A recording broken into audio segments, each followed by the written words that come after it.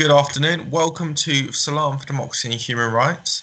For today's live event, we are delivering our report on systematic violations in Bahrain, a pattern of torture. My name is Callum Robertson. I'm an advocacy officer here at Salam, and I'm interviewing one of our researchers, Dr. Andrew McIntosh, who has got a PhD in media history from the University of Essex and recently joined Salam. So welcome, Andrew. So Andrew, if I can start, what's the motivation you had for writing this report, or for being involved in the publication of this report?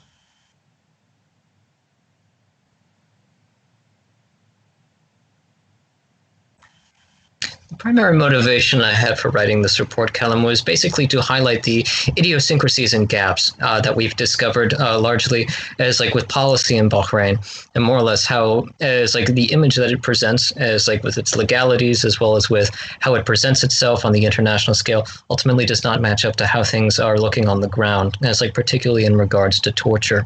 As one of the main examples of this being that it signed on to as the Convention Against Torture in 1998, as however it has major reservations, as particularly on its optional accords, as which cover cruel and unusual punishment, as well as assaults on people's dignity, as in custody. As and one of the main things that we wanted to do at this point in time was really to reveal as the reality of torture is in Bahrain, is and how is deeply affecting the lives of people there, as and ultimately how it is changing the culture, as and how the law is enforced. Absolutely. And could you, so the report obviously goes into quite a lot of detail about particular events that have happened and occurred and victims of torture by the Bahraini government. Could you give some examples of human rights violations and sort of what's happened? Absolutely. It's torture is very much ingrained in current law enforcement and security policies in Bahrain, and it has only increased as since 2011. As main targets are often motivated by sectarial and also political motivations, particularly Shia Muslims. As however, anyone who is ultimately critical of the regime, as whether they be human rights activists, as whether they simply be critics, whether people make disparaging comments about the regime online, as they are liable for arrest as well as mistreatment. As we have numerous instances of mistreatment and maltreatment as in Bahraini custody, as use of torture and beatings, interrogation, as intimidation, as threats against victims' families, as threats of sexual assault, as sexual assault and rape of detainees, as well as also more complicated and more dire forms of torture, such as use of electric shocks and burns. It hasn't been uncommon for people to be tortured to death in Bahraini custody. It's moreover, it is extraordinarily difficult for victims of torture to receive justice and redress for what has happened to them. No, absolutely. And sort of on that theme, we see the violations. And if you look at the Bahraini constitution, we see that this is supposedly unconstitutional. Yet it very clearly, and the evidence clearly states that it's happening anyway. Why do you think they feel they're able to act with such impunity towards the lives of basically their political opponents? Well, I mean, it's several concomitant issues. It's one of the first and probably most important is that Bahrain does not truly have an independent judiciary. It's it ultimately has no oversight. It's for security apparatuses such as the National Security Agency and the Ministry of the Interior, it's who have a tremendous amount of influence on the judiciary. It's thus far, no one has truly been punished as legally as for acts of torture, despite the fact that it can carry the death sentence. Is in Bahraini law. In fact, we have instances of people who have committed torture have actually been promoted as whilst they were being investigated. The other issue I would say has to do with political threats as well as sectarianism. As vast majority of the government is Sunni Muslim, as while as the majority of the Bahraini population is Shia, as there has been tremendous distrust between the two sects, especially since 2011 in the Pearl Uprising.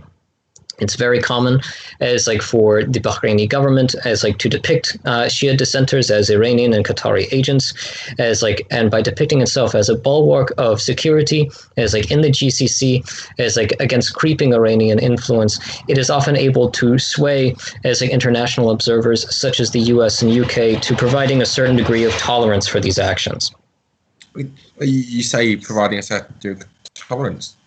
Would you say potentially, well, sometimes we go further. So, for example, in 2013, it was revealed that the UK was providing training to the National Security Agency of Bahrain, training which it's believed was used in later tortures. I mean, how do you think the international community should respond when it's not just that the West is turning a blind eye?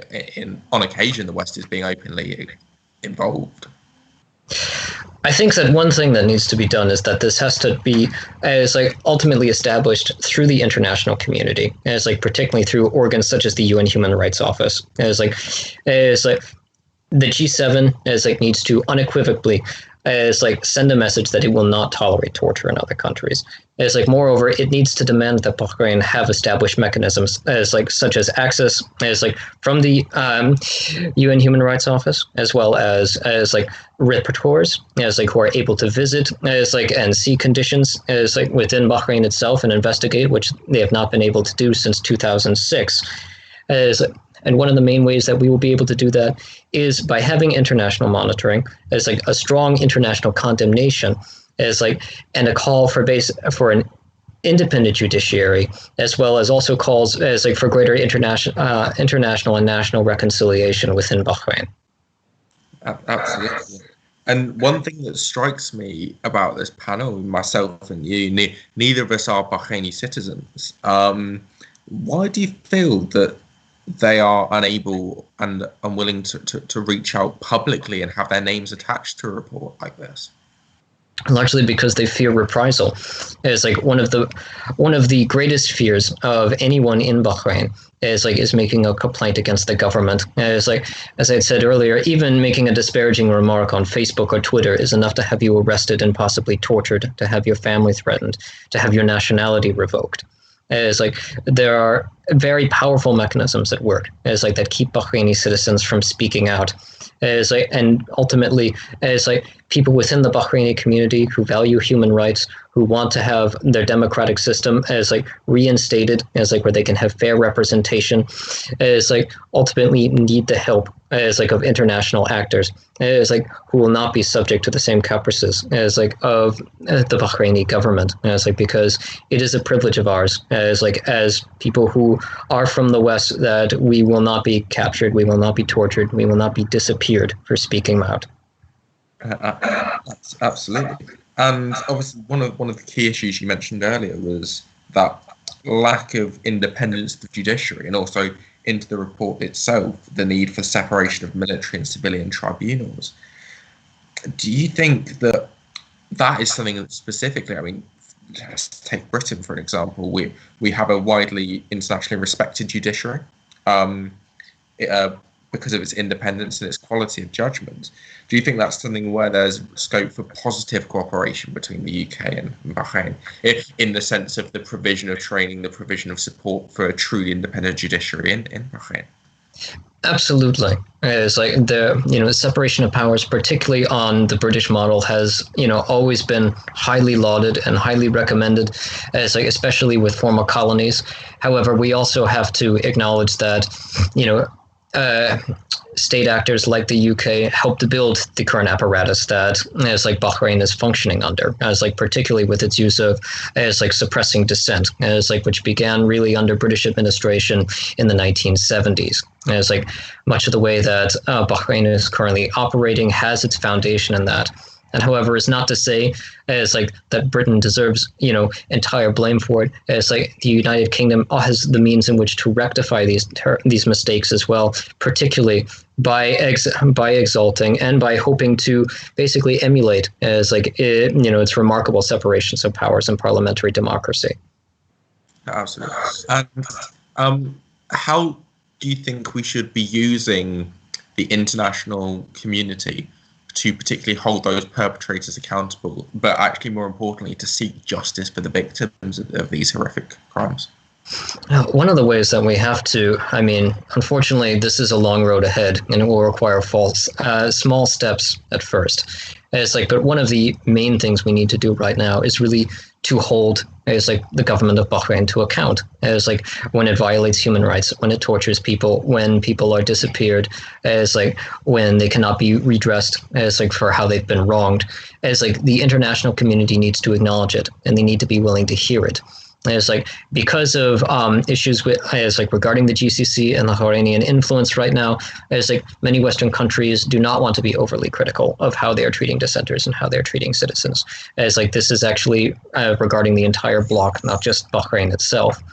And one of the ways that the West can help to be a helpful ally to the GCC is to say that they want to be on the side of the GCC, they want to make sure that Iranian influence does not necessarily increase within the Middle East, but it also has standards that it wants to follow. And those standards are international standards. Absolutely. Yeah. I think that there's no disagreement. Torture is wrong. I think it's one of these things we need to work together in order to ensure it never happens again. So, moving on slightly, do you think Bahrain now needs to join the operational protocol for the Convention Against Torture and ensure that they are actively not partaking? Bahrain has placed a great deal of emphasis on how it is developing as a country, as how it is becoming more progressive, how it is becoming more democratic, as joining the optional protocols on torture as would only be greater proof of this, as and it also give more accountability to the state, as when it can show that it can be followed, as if Bahrain really does want to show itself as a beacon of safety, democracy, and progressive secular values, as further connecting itself to human rights and international bodies is one of the best ways that it can do it. Absolutely. And so again, moving on slightly, what sort of procedures do you think need to be put in place in order to hold those responsible? For example, we've seen the international criminal tribunals in relation to things like war crimes for Cambodia, and we've seen some of them for some African states. Do you think we need outside UN tribunals and prosecutors working to ensure that impartiality and safety for prisoners? My gut answer is to say yes, but it's honestly much too soon for that. As right now, as there needs to be investigations, as before anything else, as and there needs to be international due process, as that is within that essentially establishes the rule of law, as an international accountability first. As before anyone can truly be prosecuted or held accountable, there needs to be international rapporteurs who can come there and see the situation for themselves by being provided unlimited access to prisons, able to speak and liaise and meet with prisoners themselves, as well as also investigate instances of judiciary executions as well as forced disappearances, within the Kingdom of Bahrain. Absolutely, and sort of taking it back, obviously there is this very clear evidence that there is torture and human rights abuses going on within Bahrain, but beyond sort of the sort of explicit accusations of torture, there's also some very concerning evidence of sort of poor prison conditions as well that sort of play into that theme of disregard for human life. So just looking at the conclusions of the reports now, you've got single cells, extra numbers of prisoners in cells, so overcrowding, the lack of proper hygiene and ventilation. I mean, it springs to mind that these problems are only exacerbated when we're in a time of crisis like we are internationally with the coronavirus. And sort of the selfishness of the Bahraini regime and the awfulness of putting these, or not sorting out these problems, I suppose, is inadvertently putting more lives in danger than there actually are already. It is indeed troubling, and as you said, the conditions in Bahraini prisons were already quite abhorrent. we know from reports ourselves, as well as from investigations into that, that hygiene has always been an issue within Bahraini prisons, at least since 2011. There's poor ventilation, skin diseases, scabies are very common there, as due to issues with hygiene. Medical treatment has frequently been denied as a form of torture and punishment. As we do have some preliminary reports, as that prisoners have reported concerns of COVID-19 and how it could manifest within the prisons, and they've communicated this via phone as to the outside, and those people have been put in solitary confinement as punishment.